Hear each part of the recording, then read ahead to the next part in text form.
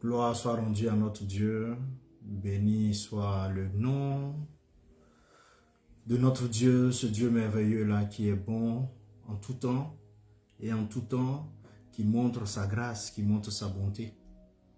Et nous sommes encore des privilégiés. Privilégiés pourquoi? Parce que nous sommes dans la présence de l'Éternel. Nous sommes en compagnie de celui-là qui nous a donné le souffle de vie, celui-là qui nous rend utiles sur cette terre, celui-là qui fait de nous des vases utiles, qui permet que nous puissions, dans sa volonté, accomplir de bonnes œuvres qui participent à l'extension du royaume, qui participent à enrichir, embellir le royaume déjà sur cette terre et qui annoncent ce que nous allons vivre demain dans le ciel avec lui. Dans le ciel avec lui. Oui, notre Dieu est bon. Tout le temps et tout le temps, Dieu est bon. Nous allons prier et recommander cet instant à notre Père Céleste. Excellent Dieu, nous bénissons ton nom, te rendons toute la gloire, te recommandons cette heure. Merci de bénir cette heure, d'être avec nous, de nous accompagner, de diriger toutes choses, afin que tout ce qui sera dit participe à nous rendre meilleurs, participe à nous emmener davantage, à nous rapprocher de toi et à accomplir ta volonté. Oui, nous voulons manifester ta gloire. Nous voulons avoir une vie victorieuse. Nous voulons avoir une vie remplie de bonnes valeurs, de richesses, remplie de ta volonté. Surtout, nous voulons marcher avec toi. Aide-nous, assiste-nous, accompagne-nous. Seigneur Esprit Saint, prends le contrôle de cet instant afin que la gloire ne revienne qu'à notre Seigneur Jésus, par qui et en qui nous croyons et vivons. Amen. Amen. Frères et sœurs, nous sommes dans un monde qui est beau, qui est merveilleux. Le constat, par moments un peu triste, de voir que nous avons des situations difficiles, des relations qui meurent, des entreprises que nous bâtissons qui meurent. Nous avons des valeurs qui meurent, de bonnes mœurs qui meurent. Et nous avons même des parents qui meurent autour de nous. Donc on a des tensions sur le plan social, sur le plan économique. Et tout ceci nous emmène ou peut emmener certaines personnes à déprimer, peut emmener certaines personnes à perdre confiance en elles, peut emmener certaines personnes à douter d'elles, peut emmener certaines personnes à remettre leur relation avec le Seigneur même en cause. Voilà, peut remettre même leur relation avec le Seigneur en cause. D'autres sont habités par la peur. Cette peur-là qui tétanise. Qui tétanise. Voilà pourquoi aujourd'hui, je veux qu'on puisse parler de la restauration et de la vie nouvelle en Christ. Parce qu'en tant que serviteur de Dieu, c'est le mandat que nous avons reçu de partager non seulement à nous-mêmes, mais aussi avec nos contemporains, la capacité de Jésus à restaurer et la capacité de Jésus à nous engager dans une vie nouvelle. Et ça, c'est un point fondamental. Voilà pourquoi pour moi, c'est tout un intérêt. L'intérêt de la restauration de la vie nouvelle en Jésus-Christ réside, frères et sœurs, dans la promesse de transformation totale que Dieu offre à tous ceux-là qui lui font confiance, que nous appelons les croyants, que nous appelons les chrétiens. Voyez-vous, Jésus est venu non seulement pour sauver, mais pour restaurer ce qui était perdu et redonner la vie à ce qui semblait définitivement mort. Tu peux t'interroger, qu'est-ce qui semble mort en toi, autour de toi? Ou qu'est-ce qui semble mort pour toi? Et tu verras que en lui, en Jésus, chaque individu peut trouver l'espoir de se relever. En Jésus, chaque individu peut trouver l'espoir de se relever, de laisser derrière lui des chaînes passées et de vivre dans une liberté nouvelle, remplie de paix, de joie, de puissance. Oui, en Jésus, cela est possible. La restauration en Jésus-Christ, frères et sœurs, est une invitation divine à un renouveau total, complet, où l'Esprit, c'est-à-dire l'Esprit Saint, l'Esprit de Dieu transforme chaque aspect de notre vie pour nous faire marcher dans la lumière et l'abondance de sa grâce. Et c'est la raison pour laquelle, en cette matinée, le Seigneur me conduit dans le livre de Ézéchiel. Ézéchiel, le chapitre 37, exactement les versets 12 à 14. Il est vrai que je suis en train de parler de restauration. Je suis en train de parler de vie nouvelle. Pour toi qui m'entends, pour toi qui m'écoutes, pour te dire que la situation peut être difficile, triste, dans laquelle tu te retrouves, ce n'est pas une situation qui n'a pas d'issue. Donc, tu n'as pas à te dire que tu dois mettre fin à ta vie, te suicider ou faire de mauvais choix. Jésus a la capacité de restaurer et de t'accorder une vie nouvelle. Jésus a la capacité de restaurer cette situation et de t'accorder une vie nouvelle. Lisons ensemble le passage que je viens de citer. Et vous verrez que de ce passage, je peux ressortir cette thématique-là. Donc notre thème, c'est restauration et vie nouvelle en Jésus-Christ. Restauration et vie nouvelle en Jésus-Christ. Oui, le Seigneur m'a conduit à faire... C'est en même temps une annonce, une prophétie. C'est en même temps une proclamation pour ceux-là qui se sentent fatigués, épuisés, affaiblis par les vicissitudes de la vie. Ceux-là qui ont essayé, mais à chaque fois rencontrent le mur, rencontrent des échecs, sentent que les choses ne bougent pas, à se sentir mort spirituellement, mort physiquement, mort en termes de production d'idées. Jésus restaure et Jésus accorde une vie nouvelle. Tu peux l'avoir. Simplement de faire confiance à Jésus-Christ. De faire confiance à Jésus-Christ. Lisons Ézéchiel 37, le verset 12 à 14. Il est dit, c'est pourquoi prophétise, tu leur annonceras, voici ce que dit le Seigneur l'Éternel. Je vais ouvrir vos tombes et je vous en ferai sortir, vous qui êtes mon peuple, et je vous ramènerai sur le territoire d'Israël. Vous reconnaîtrez que je suis l'Éternel lorsque j'ouvrirai vos tombes et vous en ferai sortir. Vous qui êtes mon peuple, je mettrai mon esprit en vous. Vous vivrez et vous donnerez du repos sur votre territoire. Vous reconnaîtrez alors en moi, l'Éternel. Vous reconnaîtrez alors que moi, l'Éternel, j'ai parlé et agi, déclare l'Éternel. J'ai parlé et agi, déclare l'Éternel. Oui, frères et sœurs, notre Dieu restaure. Notre Dieu accorde une vie nouvelle. Et je veux qu'on puisse se concentrer sur effectivement la restauration et la vie nouvelle en Jésus-Christ. C'est un appel aujourd'hui que je suis en train de lancer à la transformation profonde du croyant. À la transformation profonde du croyant et une invitation à entrer dans l'intimité de Dieu pour expérimenter la puissance de la résurrection. Il peut arriver que tu sois croyant Mais il y a des dimensions dans lesquelles tu n'arrives pas à opérer. Il y a une intimité avec le Seigneur dans laquelle tu n'arrives pas à demeurer.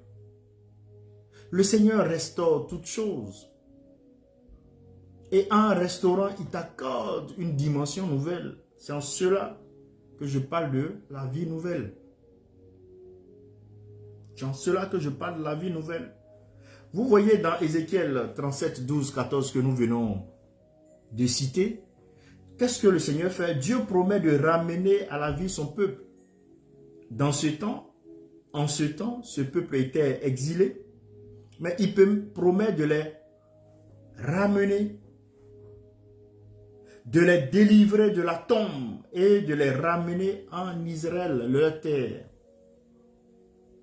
Et cette vision de la vallée des ossements qu'a eu le prophète Ézéchiel, cette vallée d'ossements desséchés illustre la restauration de l'espoir. La restauration de l'espoir. Est-ce ta vie de famille qui est atteinte, qui fait que tu as perdu espoir? Est-ce la déception que tu as rencontrée qui t'emmène à perdre espoir? Est-ce la trahison qui t'emmène à perdre espoir?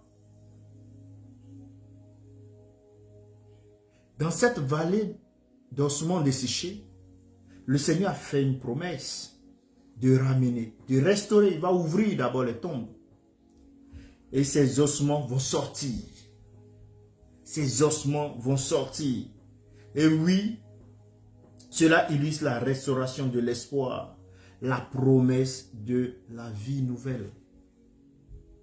Ne reste pas focalisé sur ce que tes yeux voient en termes de ossements desséchés, en termes d'incapacité, en termes de limitation, mais entrevois la capacité de notre Seigneur Jésus-Christ à t'offrir la vie nouvelle pour ceux-là qui se sentent spirituellement morts ou éloignés de Dieu. Dieu restaure et il accorde une vie nouvelle. Et c'est ce que j'annonce aujourd'hui sur ta vie, qui est restauration, qui est une vie nouvelle qui t'accorde, qui te soit accordée dans le nom de Jésus.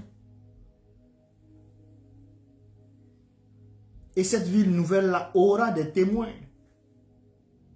Cette restauration aura des témoins. De sorte que toi-même tu sois conscient de la restauration de la vie nouvelle qui t'a été accordée. Et ça t'emmènera à accorder de la valeur. Oui, Jésus est notre source de vie, frères et sœurs. Voilà pourquoi nous sommes là, connectés à la source de vie, source d'eau vive. Jésus est notre source de vie. Comme Dieu l'a promis au peuple d'Israël, comme on l'a lu tout à l'heure, il nous promet aussi la restauration spirituelle et la restauration en Jésus. Il nous sort de nos tombes personnelles, qu'il s'agisse du péché, de la peur, du désespoir. Jésus nous sort de là. Tu as peur parce que des situations, des défis énormes se présentent à toi. Mais de cette peur, Jésus te libère. Jésus te libère. De ce désespoir profond, chronique, Jésus te libère. De ce péché dont tu n'arrives pas à te départir, Jésus te libère. Il ouvre la tombe. Et même la mort n'a pas pu lui-même le retenir. Et il a la clé, il a les astuces pour ouvrir la tombe, pour que toi aussi la mort ne te retienne pas, la peur ne te retienne pas, le désespoir ne te retienne pas. Frères et sœurs, Jésus nous promet aussi la résurrection spirituelle et la restauration en lui. Il nous sort de nos tombes et nous devons lui faire confiance. Chaque croyant peut recevoir une nouvelle vie et un souffle de l'Esprit de Dieu pour marcher dans la liberté et la vérité.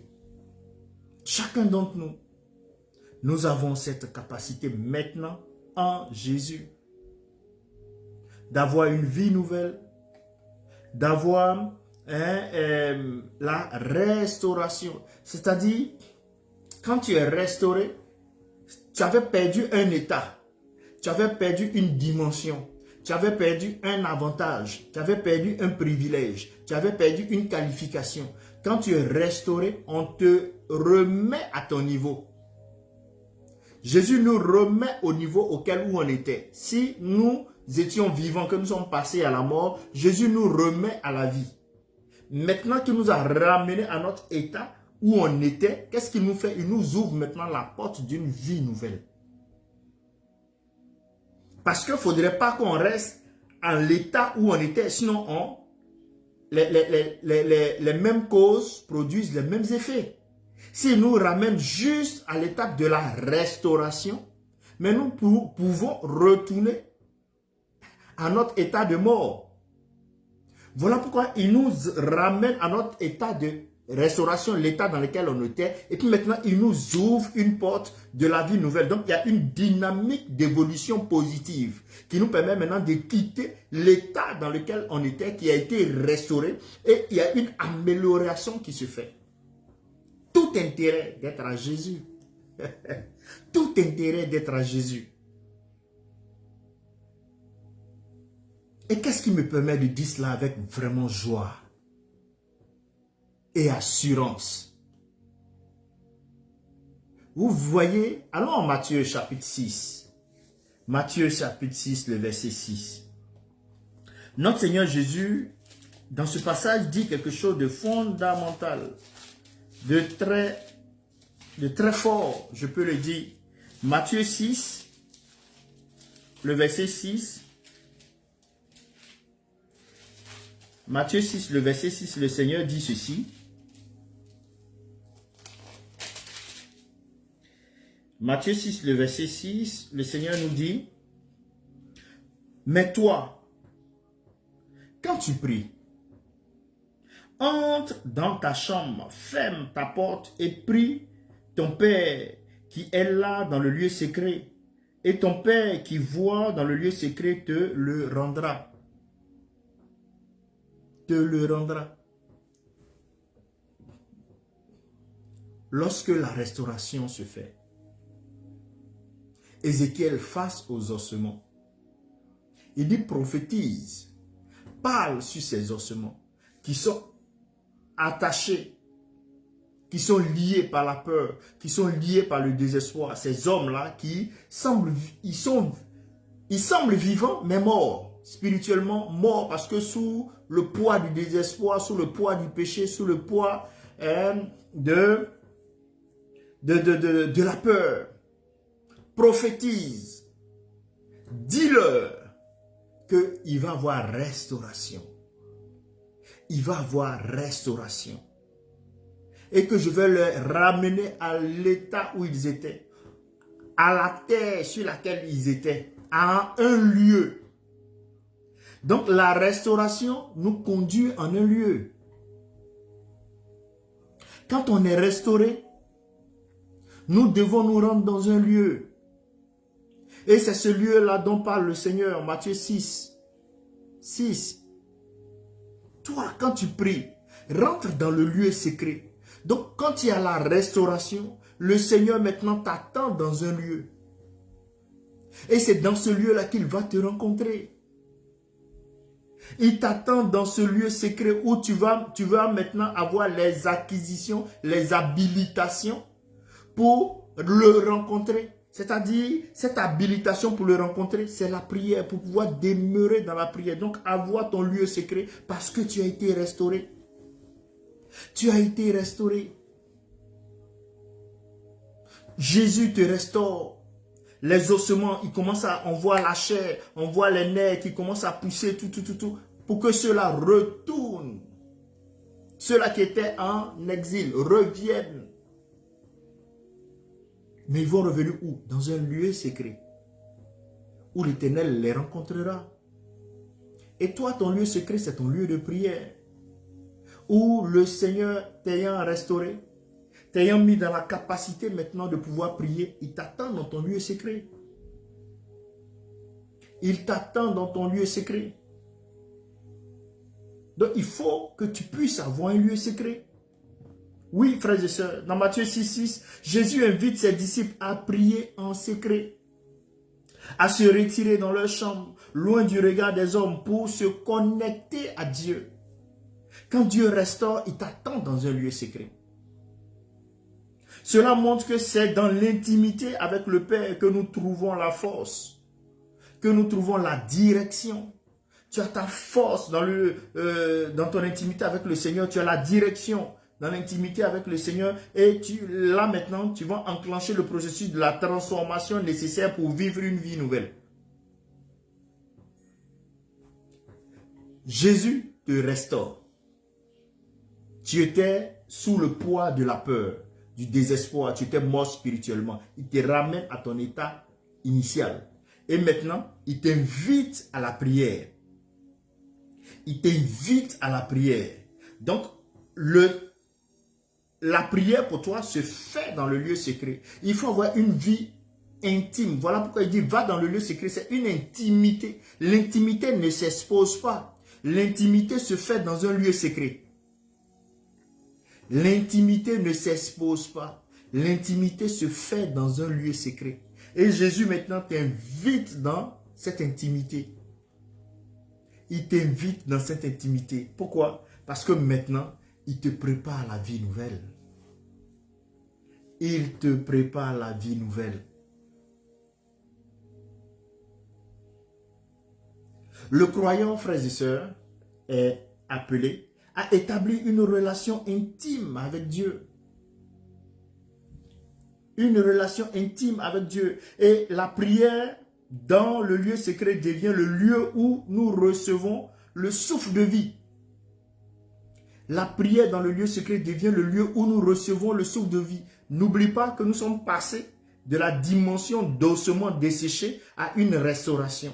Mais le Seigneur sait que s'il nous a laissés seulement dans l'étape de la restauration, nous pouvons retourner à encore nous remettre sous le joug de la peur, nous remettre sous le joug du désespoir, nous remettre sous le joug du péché, remettre sous encore le joug de la mort spirituelle. Donc le Seigneur, nous ayant restaurés, qu'est-ce qu'il fait? Il nous invite maintenant à une intimité. Et cette intimité-là, l'intimité ne s'exposant pas, l'intimité se fait dans un lieu secret. Donc Jésus, au travers de Matthieu 6 maintenant, t'invite dans un lieu secret où il va te rencontrer. Où tu vas rencontrer le souffle de Dieu dans ce lieu-là.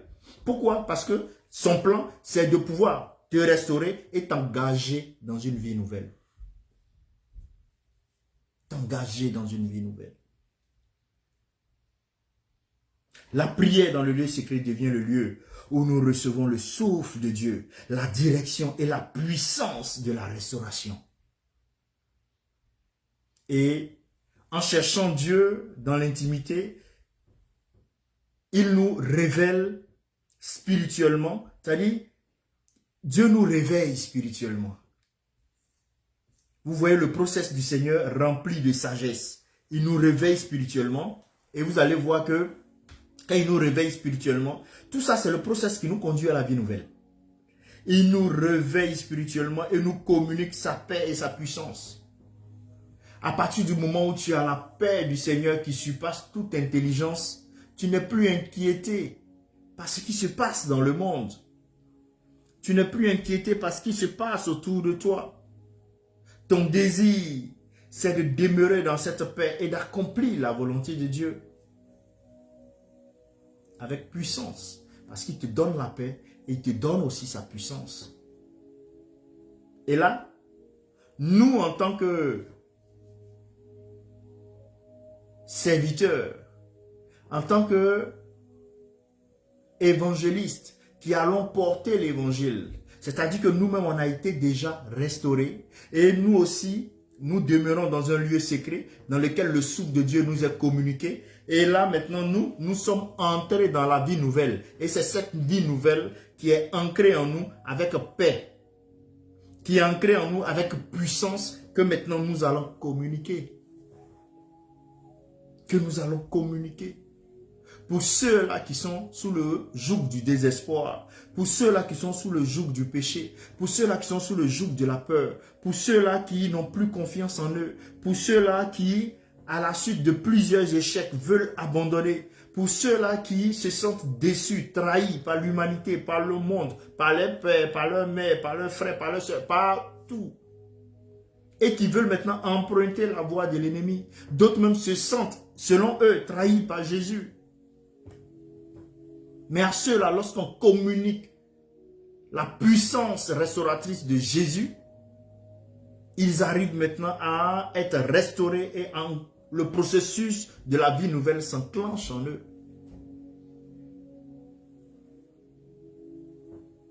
Ézéchiel disait, Ézéchiel 37, 12, il dit prophétise qu'ils reviendront. Ces ossements, ceux-là qui sont en exilé, ils reviendront. Je les ramènerai en Israël. J'ouvrirai les tombes et ils sauront que je suis leur Dieu. Ils sauront que je suis leur Dieu. Ils seront conscients de l'action de Dieu dans leur vie.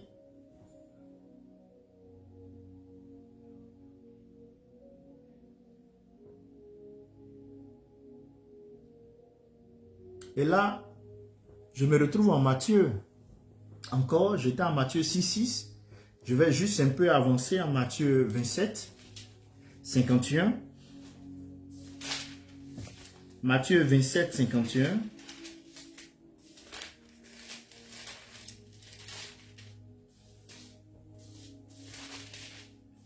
Matthieu 27, 51.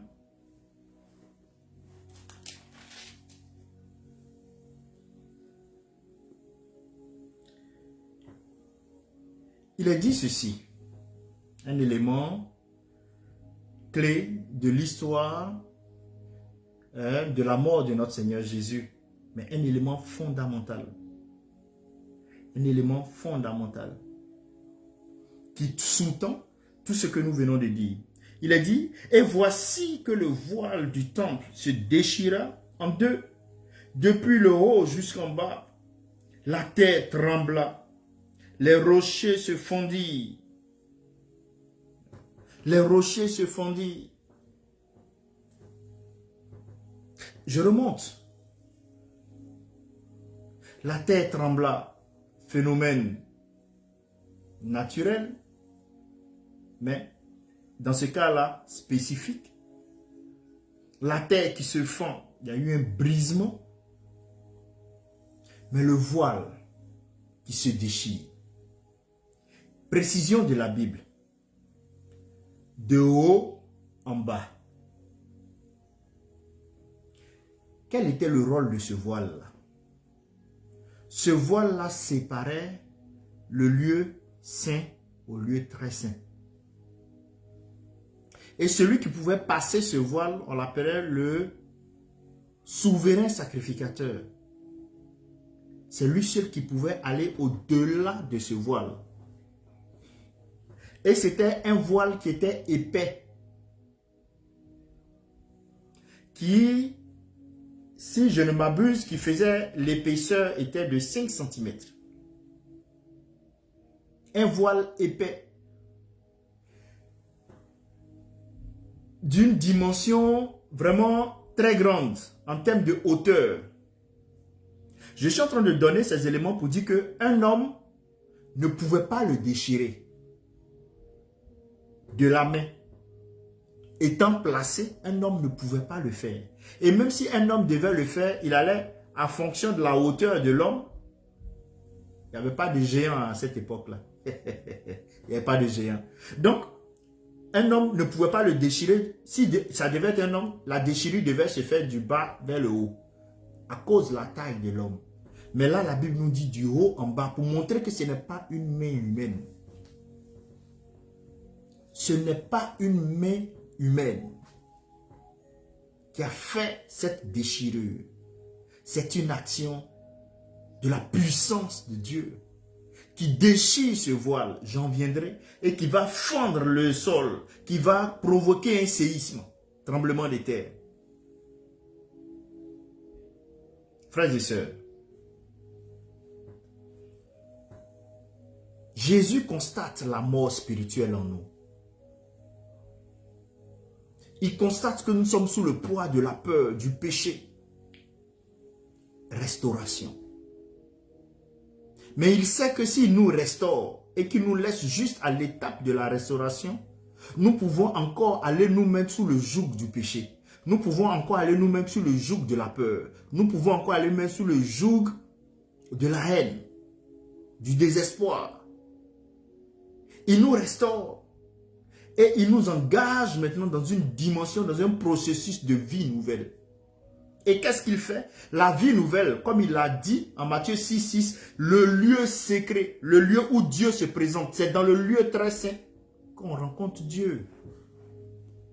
Donc pour qu'on puisse rentrer dans cette dimension de la vie nouvelle, il nous fallait maintenant avoir accès au lieu très saint. Et Dieu déchire ce voile-là pour nous donner un accès libre à lui. Parce que c'est dans ce lieu-là qu'on aura la capacité, la puissance nécessaire pour pouvoir faire face au péché, la puissance nécessaire pour pouvoir faire face au désespoir, la puissance nécessaire pour pouvoir faire face à toute peur, pour ne pas retourner à notre vomi. Pour ne pas retourner à notre vomi. Et pour que le processus enclenché de la vie nouvelle soit réel, actif, permanente dans notre vie, le voile se déchire. Et là, nous avons accès au sein des saints. Brisement des obstacles. Les obstacles sont brisés. Le voile qui faisait obstacle au lieu saint, très saint, est brisé. Tout ce qui faisait obstacle à notre intimité avec notre Seigneur est brisé. Et là maintenant, toi et moi, nous avons accès au lieu très saint. Nous avons la capacité de nous retrouver dans le lieu secret pour rencontrer le Seigneur, pour parler avec le Seigneur, pour nous laisser raviver, animer, fortifier, remplir de puissance. Et là maintenant, on peut sortir, aller sur le terrain, comme l'a fait Pierre et les 119, parce qu'avec lui maintenant, ça fait 120. Pierre et les 119 à la chambre haute. Ils sont sortis parce que ayant rencontré le Saint-Esprit, Dieu, Saint-Esprit qui vient les animer, leur donner sa puissance, sa paix, qui fait que Pierre le peureux devient le courageux. Pierre le peureux devient le courageux. Pourquoi? Parce qu'il a rencontré le Saint des Saints. Et c'est cette restauration que Jésus nous accorde, nous propose.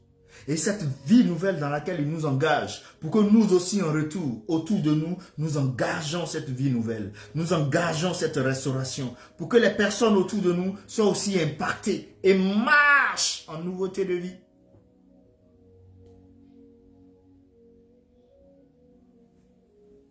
À la mort de notre Seigneur Jésus, comme je l'ai dit, Matthieu 27, 51, ce verset que j'ai pris, c'était pendant que notre Seigneur était à la croix, en train d'agoniser, souffrir et mourir.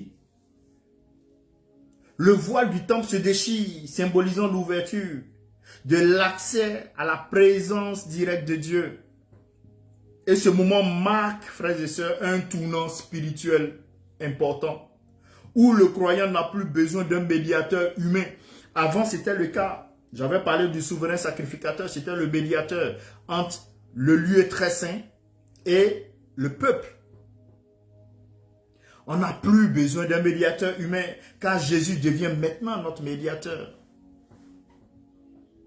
Jésus devient maintenant notre médiateur. Jésus-Christ nous a ouvert la voie pour entrer dans la présence même de Dieu. Nous a ouvert la voie pour entrer même dans la présence de Dieu. Parce que c'est dans cette présence-là que nous sommes vraiment régénérés, transformés de gloire en gloire, en des personnes meilleures, des personnes utiles, des personnes capables, des personnes bénies, des personnes riches.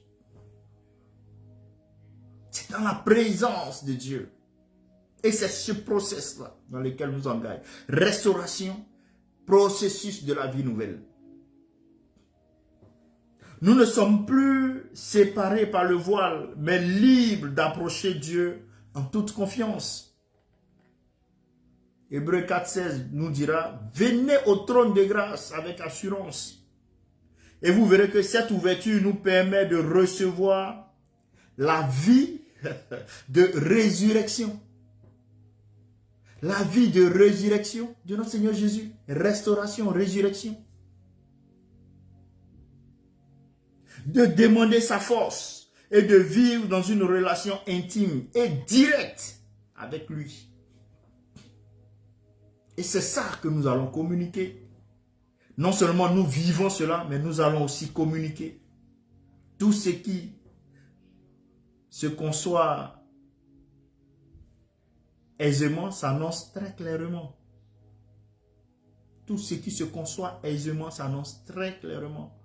Quand toi-même tu as l'assurance de la restauration, quand tu as l'assurance de la vie nouvelle, oh aïe aïe, c'est simple pour toi d'en parler autour. C'est simple pour toi d'engager la puissance de Dieu parce que tu sais que tu es dans la volonté de Dieu.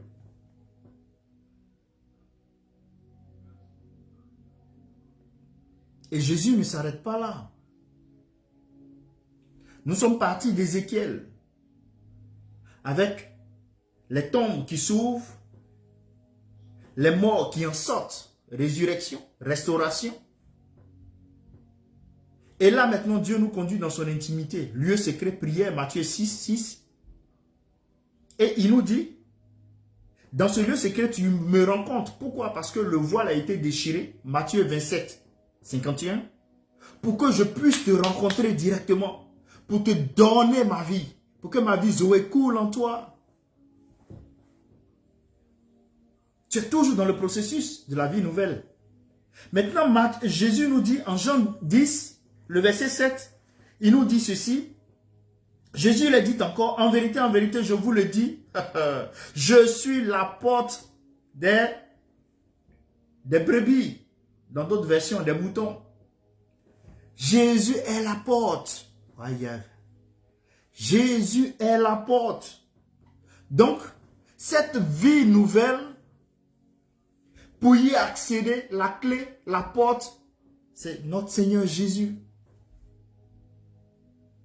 C'est notre Seigneur Jésus. C'est par lui qu'il faut passer pour avoir accès à cette vie nouvelle.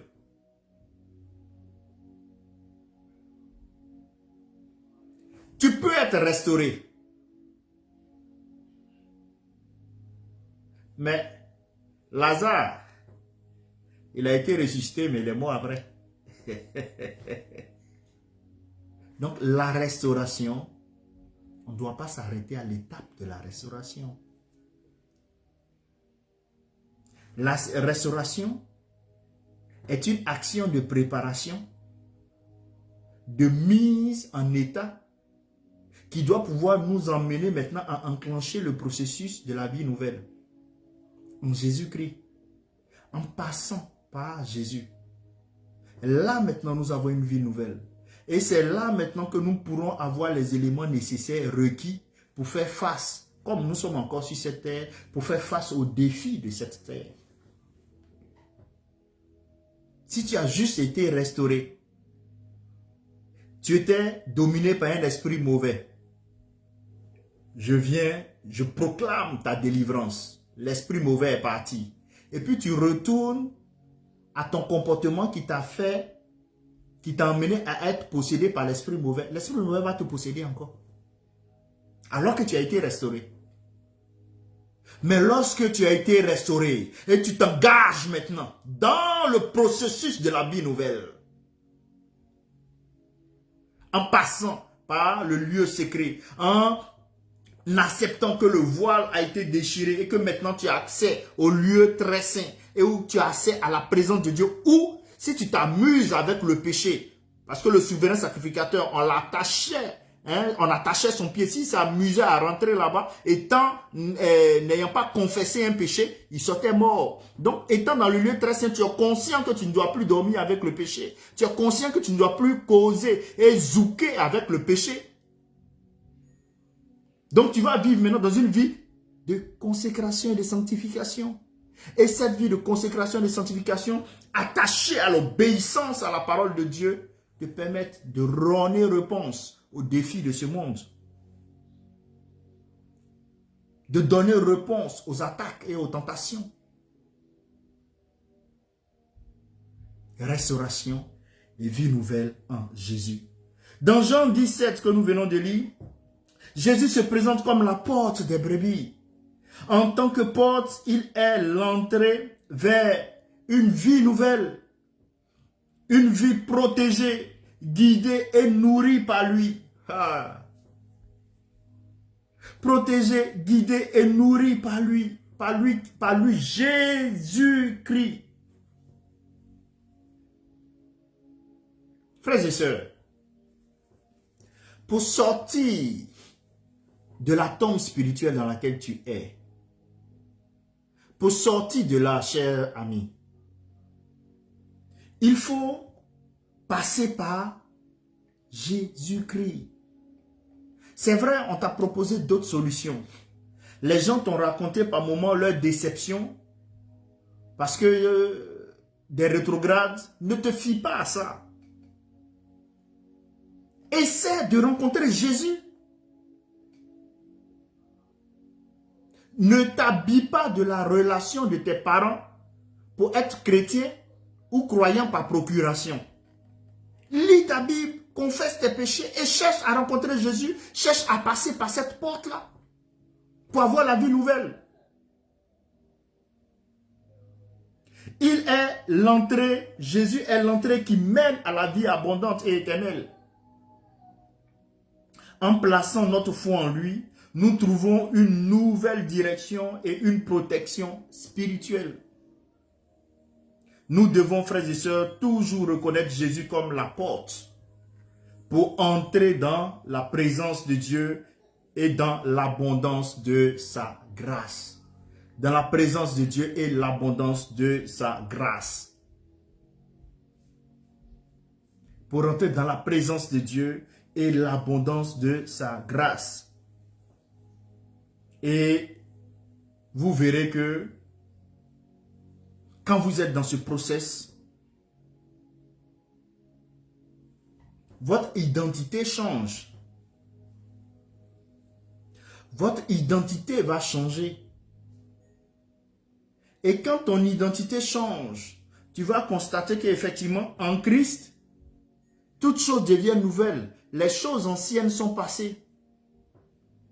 Les choses anciennes sont passées. Voilà pourquoi je vous invite à Romains 8, les versets 15 à 17, qui nous disent là-bas que, oui, maintenant, frères et sœurs, nous sommes, vous êtes, fils et héritiers de Dieu. On est passé d'une étape d'ossement desséché à fils et héritier. Waouh! C'est exceptionnel ça. C'est exceptionnel. De pouvoir passer de mort à vie. De pouvoir passer de mort à vie. C'est exceptionnel. De pouvoir passer de mort à vie. C'est exceptionnel. Et vous voyez, Romains 8, 15 à 17 nous dit: et vous n'avez point reçu un esprit de servitude pour être encore dans la crainte, mais vous avez reçu un esprit d'adoption par lequel nous crions, Abba Père. Voilà. Par lequel nous crions Abba Père. J'ai eu à expliquer cela mardi dans l'enseignement que j'ai donné. C'est l'esprit qui nous emmène à crier. On prie avec Dieu. Tu ne peux pas prier sans Dieu. Parce que là, c'est l'Esprit Saint qui t'amène à prier, à dire Abba Père. Il te rend conscient de ton identité et de ton appartenance à Dieu. Et le verset 16 dit, l'Esprit lui-même rend témoignage à notre esprit que nous sommes enfants de Dieu. Aïe, aïe, aïe. Toi qui étais mort, toi qui étais sous le coup du péché, toi qui étais damné,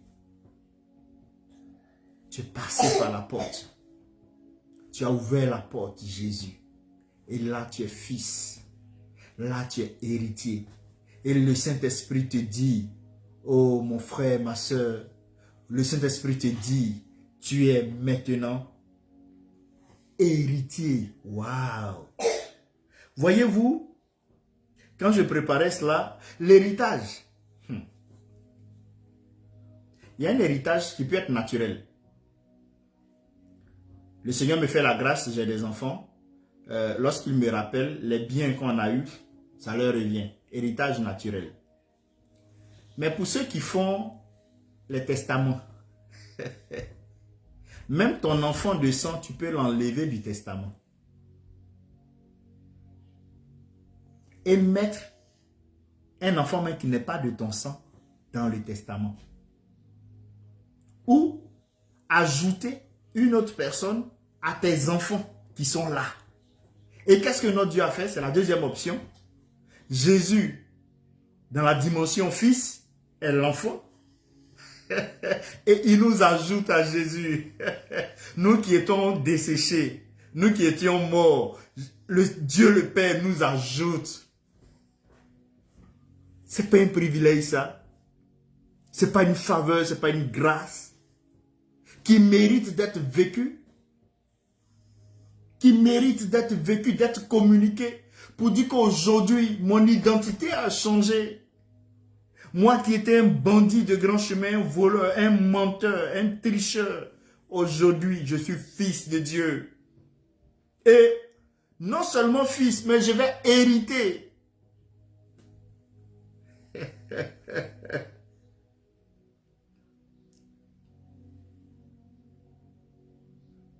Verset 17.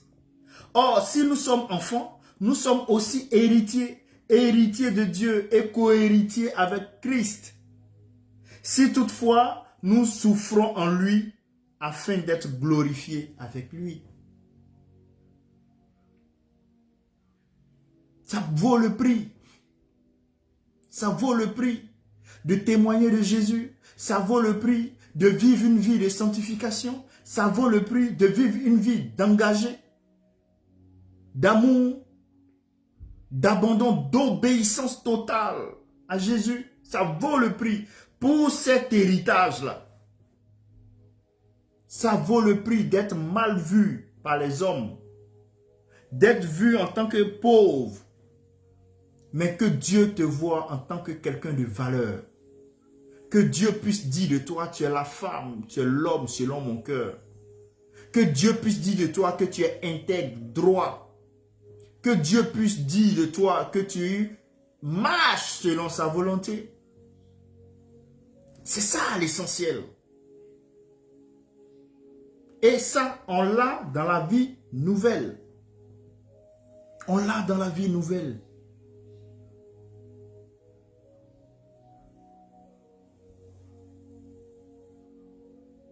Dans ce passage de Romains 8, 15 à 17, Paul, l'apôtre, nous rappelle que nous avons reçu un esprit d'adoption, pas un esprit de servitude. Et en Christ, nous sommes enfants de Dieu, héritiers de son royaume et co-héritiers avec notre Seigneur Jésus-Christ.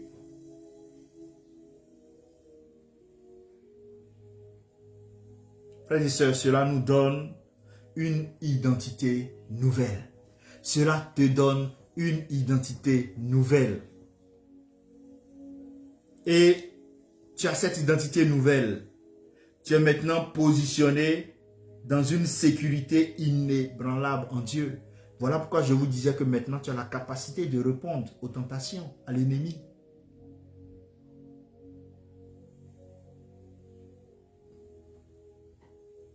Aux États-Unis, lorsque tu es après les élections, tu es élu comme président, immédiatement, il y a un service d'État, service secret, qui se met, qui s'active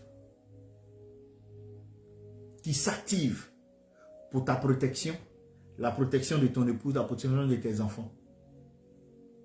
Si pendant qu'ils sont en train de donner les résultats, ton enfant est dans un autre État, bien sûr américain, ou bien dans une autre ville, ou bien dans un autre endroit, immédiatement les services secrets vont les retrouver. C'est immédiat.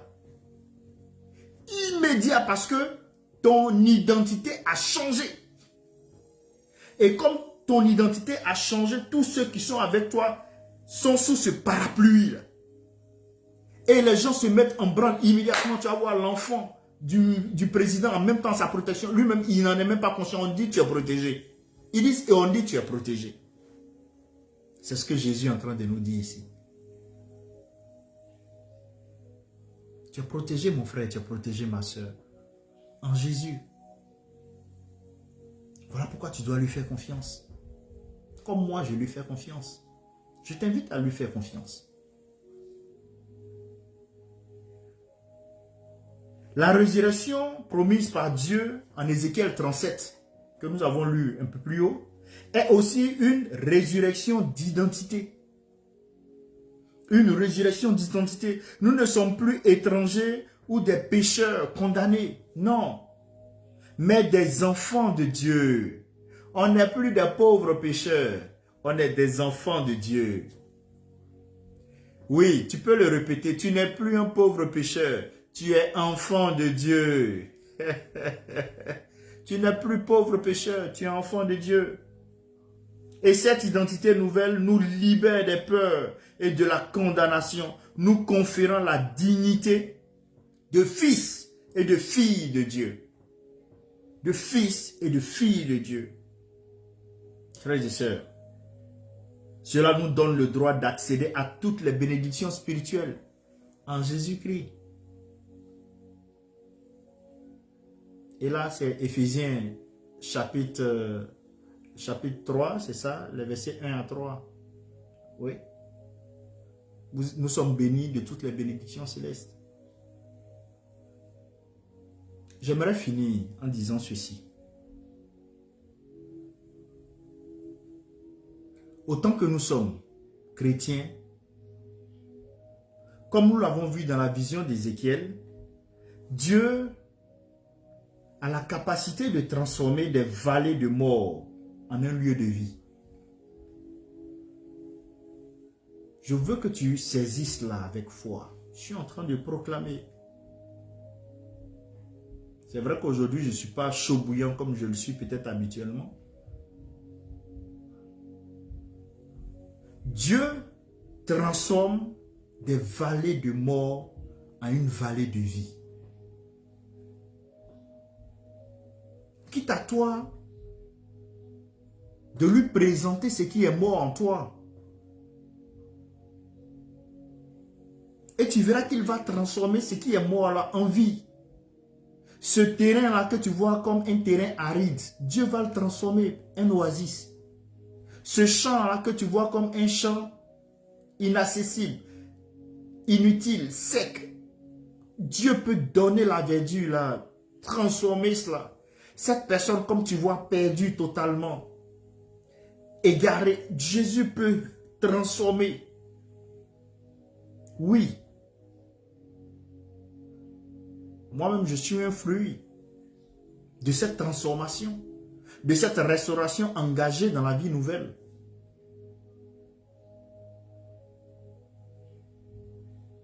En passant par la porte, en entretenant une relation intime avec Dieu et en vivant dans notre identité de fils et d'héritier, nous sommes appelés à manifester la résurrection de Jésus dans tous les aspects de notre vie. Passe par la porte. Aie le courage. Passe par la porte de Jésus. Passe par la porte de Jésus. Arrête de douter. Arrête de douter. Arrête de te laisser influencer par le regard des autres. Passe par la porte de Jésus. Oui, tu es chrétien. Oui, tu es chrétienne. Oui, tu vis par la foi. Oui, tu vis en nouveauté de vie. Oui, tu vis en obéissance à Jésus. Pas selon les émotions du monde. Pas selon les émotions des amis autour. Mais selon ce que Jésus te demande de faire. Oui, tu t'engages à le faire. Même si cela doit t'emmener le mauvais regard des gens autour de toi. Même si cela doit t'emmener à perdre des privilèges chez des hommes. Mais sois rassuré, tu es privilégié par Dieu. Parce qu'il est capable de faire toutes choses bonnes en son temps, dans ta vie. Mais toutefois où tu t'engageras à attendre la volonté de Dieu, tu seras toujours satisfait. Passe par la porte Jésus. Oui, frères et sœurs, il te faut chercher l'intimité avec Dieu pour recevoir son souffle. Il te faut chercher l'intimité avec Dieu pour recevoir son souffle. Il te faut marcher dans l'assurance de notre accès direct à Dieu, sans voile ni barrière. Marche dans cette assurance-là, que il n'y a plus de barrière entre toi et Dieu le Père. Il n'y a plus de barrière. De la même manière, je prie Dieu, de la même manière, tu peux et tu dois prier Dieu. Oui, il te faut reconnaître Jésus-Christ comme la porte de la vie éternelle. Cette vie nouvelle, c'est ça la vie éternelle. Parce que je peux prier pour toi, tu vas recevoir la guérison. Mais la même maladie pour laquelle tu as été guéri parce que j'ai prié pour toi, cette même maladie peut revenir. L'essentiel, c'est la vie éternelle. L'essentiel, c'est la vie éternelle. Et cette vie-là, tu l'as. Dans le ciel, il n'y aura plus maladie. Il n'y aura plus galère. Il n'y aura plus souffrance. Il n'y aura plus haine, méchanceté. Il faut préserver cette vie-là. Au lieu de t'investir à préserver celle de la terre, investis-toi à préserver celle du ciel, la vie du ciel, la vie éternelle, la vie nouvelle en Jésus-Christ. Il te faut vivre en tant qu'enfant de Dieu, héritier avec Jésus-Christ et manifester cette vie abondante autour de toi. Un aigle ne va pas se comporter comme un poulet. Bon, un coq. Un aigle ne va pas se comporter ainsi. Tu es un aigle, comporte-toi comme un aigle. Tu es fils de Dieu, tu es héritier, héritière. Comporte-toi ainsi. Comporte-toi ainsi. De bonne valeur.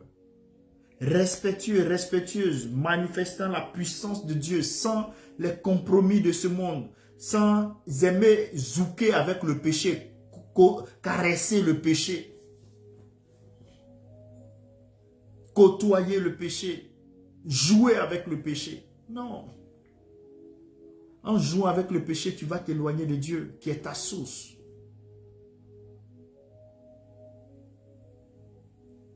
Ensemble, frères et sœurs, quel que soit le temps que tu mettras avant de regarder cet enseignement, quel que soit le temps que tu mettras à comprendre ce qui a été dit, pour ceux qui m'ont compris maintenant, que nous puissions nous engager à vivre une vie nouvelle que Jésus nous offre. Cette vie nouvelle que Jésus nous offre et à témoigner de sa puissance de résurrection pour la gloire de son nom. Pour la gloire du nom de Jésus-Christ. Oui, restauration et vie nouvelle en Jésus-Christ. Que le Seigneur nous comble et que nous puissions refléter la puissance de Dieu partout où nous passons. Que le sceau du Saint-Esprit soit sur nous et que nous puissions marcher avec des anges qui vont nous dévancer dans toutes nos actions, qui vont nous accompagner dans notre adoration de Dieu. Que nous puissions entreprendre et réussir. Que nous puissions être des témoins vivants de la grâce et de l'amour de Jésus. Oui, Jésus transforme des vallées d'ossements, des vallées de mort en des vallées de vie. Oui, Jésus transforme les personnes sous le joug du péché, sous le joug de la peur, sous le joug du désespoir, en des personnes libres, remplies de paix, remplies de vie, de joie, sûres, confiantes en leur capacité. Jésus t'aime. Il te tend juste la main. C'est de saisir cette main. Et tu pourras apprécier l'amour qu'il a pour toi.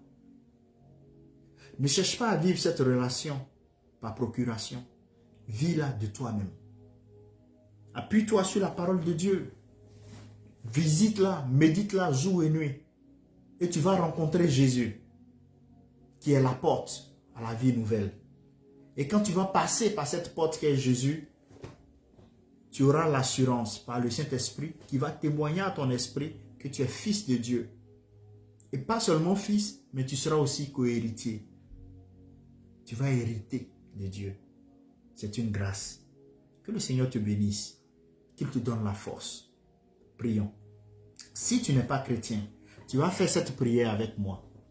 Tu vas dire simplement, Seigneur Jésus, je reconnais que je suis pécheur. Je reconnais que j'ai toujours lutté, refusé de m'approcher de toi.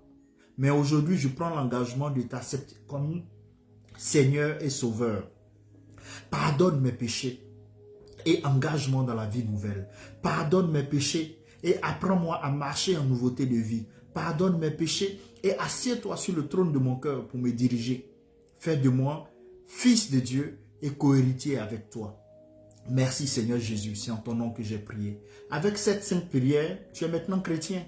Si tu es un ancien chrétien, que ta flamme soit ravivée. Que ta flamme soit ravivée et qu'autour de toi, on sente l'impactation par la qualité de la vie, par la puissance que tu manifestes. Et que les témoignages soient donnés. Et que comme tu as été restauré et engagé dans la vie nouvelle, toi aussi tu puisses, le Saint-Esprit puisse passer par toi pour restaurer et engager d'autres dans la vie nouvelle. Que le Seigneur vous comble. Merci à tous pour ceux-là qui saluent l'homme de Dieu qui est là, le révérend. Merci à tout un chacun pour votre fidélité, votre présence. Salomé, Dani, Françoise, mon épouse. Merci à vous qui êtes aussi en ligne sur Facebook. Que le Seigneur vous comble, vous bénisse et à très bientôt. Restauration et vie nouvelle en Jésus-Christ. Amen. Amen. À bientôt.